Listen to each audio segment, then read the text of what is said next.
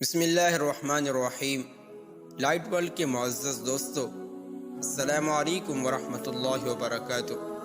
محمد بن سماک رحمۃ اللہ علیہ فرماتے ہیں کہ بنو امیہ کے لوگوں میں سے موسیٰ بن محمد بن سلیمان بہت ہی ناز پروردہ رئیس تھا۔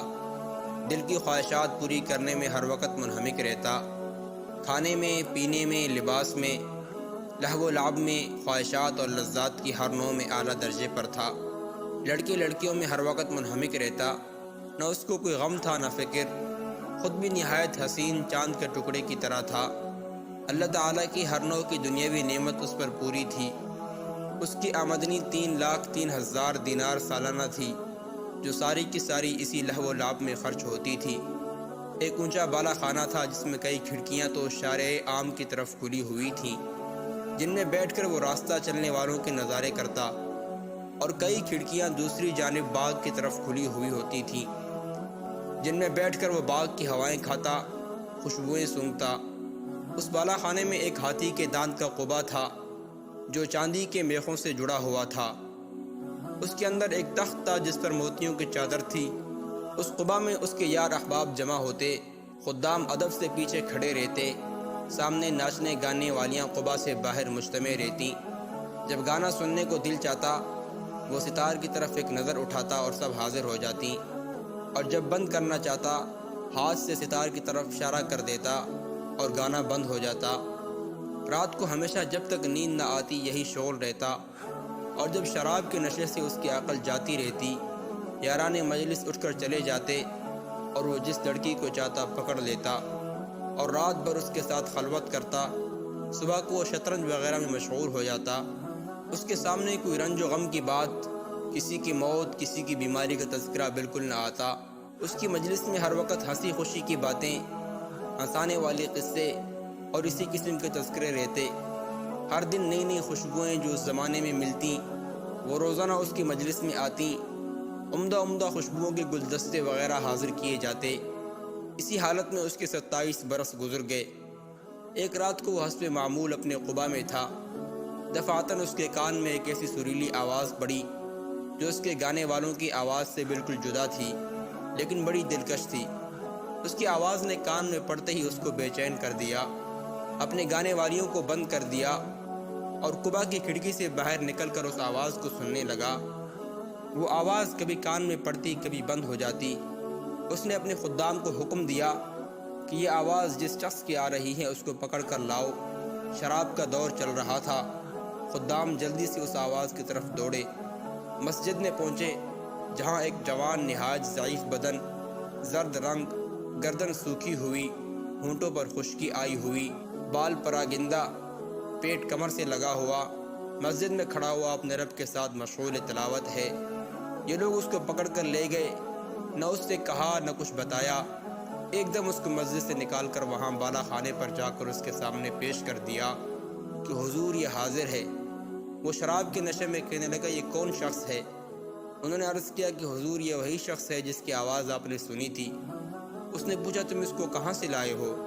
وہ کہنے لگے حضور مسجد میں تھا، کھڑا ہوا قرآن شریف پڑھ رہا تھا۔ اس رئیس نے اس فقیر سے پوچھا کہ تم کیا پڑھ رہے تھے؟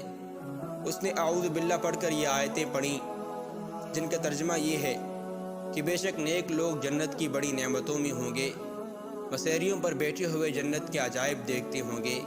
اے مخاطب تو ان کے چہروں پر نعمتوں کی شادابی، سرسبزی محسوس کرے گا، اور ان کے پینے کے لیے خالص شراب سربہ مہر جس پر مشک کی مہر ہوگی ملے گی۔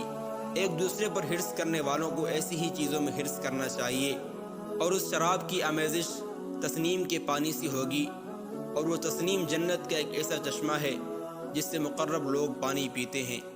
اس کے بعد اس فقیر نے کہا ارے دھوکہ میں پڑے ہوئے تیرے اس محل کو، تیرے اس بالا خانوں کو، تیرے ان فرشوں کو، ان سے کیا مناسبت؟ وہ بڑی اونچی مسحریاں ہیں۔ اللہ کا ولی ان مسحریوں پر سے ایسے دو چشموں کو دیکھے گا جو دو باغوں میں جاری ہوں گی۔ ان دونوں باغوں میں ہر قسم کے میوے کی دو دو قسمیں ہوں گی کہ ایک ہی قسم کے میوے کے دو مزے ہوں گے۔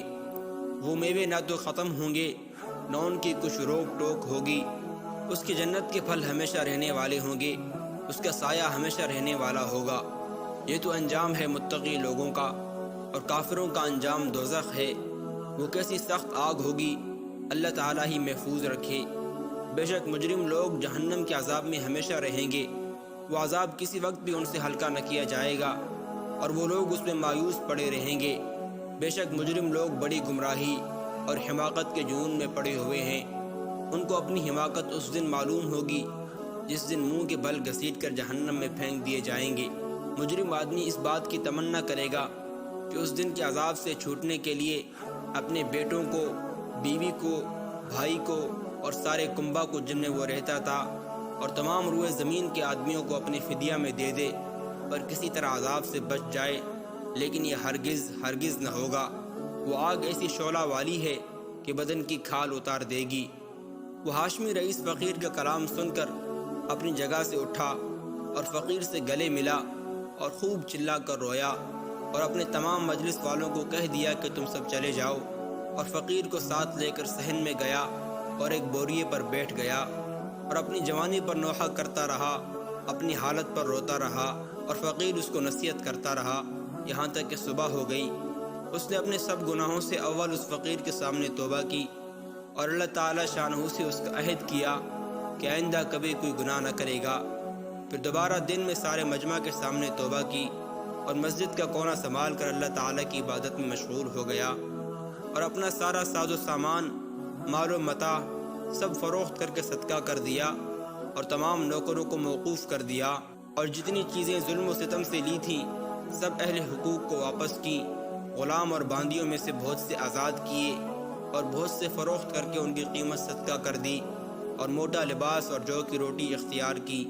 تمام رات نماز پڑھتا، دن کو روزہ رکھتا، حتیٰ کہ بزرگ اور نیک لوگ اس کے پاس زیارت کو آنے لگے اور اتنا مجاہدہ اس نے شروع کر دیا کہ لوگ اس کو اپنے حال پر رحم کھانے کی اور مشقت میں کمی کرنے کی فرمائش کرتے اور اس کو سمجھاتے کہ حق تعالی شانہ نہایت کریم ہیں، تھوڑی محنت پر بہت زیادہ اجر عطا فرماتے ہیں۔ مگر وہ کہتا ہے کہ دوستو، میرا حال مجھے کو معلوم ہے، میں نے اپنے مولا کی دن رات نافرمانیاں کی ہیں، بڑے سخت گناہ کیے ہیں۔ یہ کہہ کر وہ رونے لگتا اور خوب روتا۔ اسی حالت میں ننگے پاؤں پیدل حج کو گیا، ایک موٹا کپڑا بدن پر تھا، ایک پیالہ اور ایک تھیلا صرف ساتھ تھا۔ اسی حالت میں مکہ مکرمہ پہنچا اور حج کے بعد وہیں قیام کر لیا۔ مکہ کے قیام میں رات کو حتیم میں جا کر خوب روتا اور گڑ گڑاتا اور کہتا کہ میرے مولا، میری کتنی خلوتیں ایسی گزر گئیں جن میں میں نے تیرا خیال بھی نہ کیا، میں نے کتنے بڑے بڑے گناہوں سے تیرا مقابلہ کیا، میرے مولا میری نیکیاں ساری جاتی رہیں کہ کچھ بھی نہ کمایا اور میرے گناہ میرے ساتھ رہ گئے۔ ہلاکت ہے میرے لیے اس دن جس دن تجھ سے ملاقات ہوگی، میرے لیے ہلاکت پر ہلاکت ہے اس دن جس دن میرے اعمال نامے کھولے جائیں گے، وہ میری رسوائیوں سے بھرے ہوئے ہوں گے، وہ میرے گناہوں سے پر ہوں گے، بلکہ تیری ناراضی سے مجھ پر ہلاکت اتر چکی ہے اور تیرا عتاب مجھ پر ہلاکت ہے جو تیرے ان احسانوں پر ہوگا جو ہمیشہ تو نے مجھ پر کیے، اور تیری ان نعمتوں پر ہوگا جن کا ہمیشہ میں نے گناہوں سے مقابلہ کیا اور تو میری ساری حرکتوں کو دیکھ رہا تھا۔ میرے آقا، تیرے سوا میرا کون سا ٹھکانہ ہے جہاں بھاگ کر چلا جاؤں؟ تیرے سوا کون ایسا ہے جس سے التجا کروں؟ تیرے سوا کون ہے جس پر کسی قسم کا بھروسہ کروں؟ میرے آقا، میں اس قابل ہرگز نہیں کہ تجھ سے جنت کا سوال کروں، البتہ محض تیرے کرم سے، تیری عطا سے، تیرے فضل سے اس کی تمنا کرتا ہوں کہ تو مجھ پر رحم فرما اور میرے گناہ معاف فرما دے۔ اور اس کا مکہ میں ہی انتقال ہوا۔ اللہ تبارک و تعالی ہمیں ہمیشہ اپنی نافرمانیوں سے بچائے اور گناہوں والی زندگی کو چھوڑ کر تقوی اور پرہیزگاری والی زندگی کی توفیق نصیب فرمائے۔ انشاءاللہ زندگی رہی تو اگلی ویڈیو میں ملاقات کریں گے۔ السلام علیکم ورحمۃ اللہ وبرکاتہ۔